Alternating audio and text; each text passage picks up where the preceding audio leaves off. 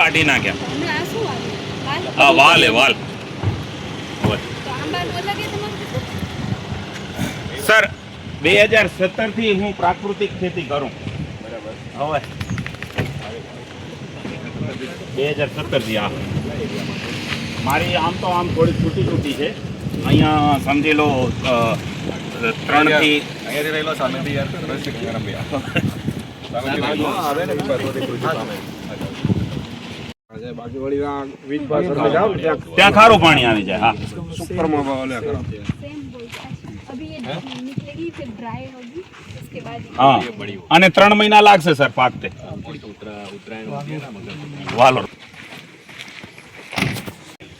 મારા કને આ આપણી ગાય ઘરની જ વેલો એનું એ તાજું છાણ લઈ અને અહીંયા કને બનાવવાનું હોય મારે.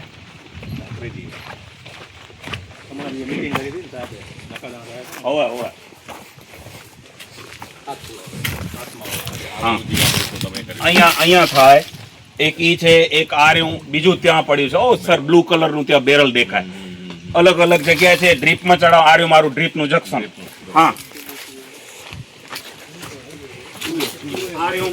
આનામાં સર છાણ જેમ પાકોટ થાય ને એવી રીતે પછી અમે એનો ઉપયોગ લેતા હોઈએ. અહીંયાથી ડ્રીપમાંથી જેમ જેવી રીતે બને અલગ અલગ પ્રકારનું જીવામૃત બનાવી અને ખેતીમાં જ્યારે જરૂર પડે ત્યારે એનો ઉપયોગ લીધા રાખે.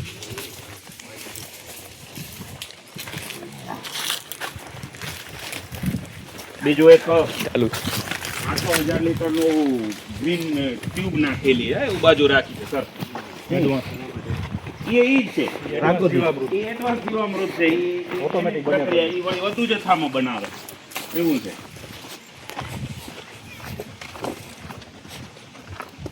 એ ક્યાં ગયો ઓલો પપૈયા ઉતરાઈ ગયા તો ભાઈ? ચલો સરપંચ શ્રી નીકળીશું. Okay okay sir.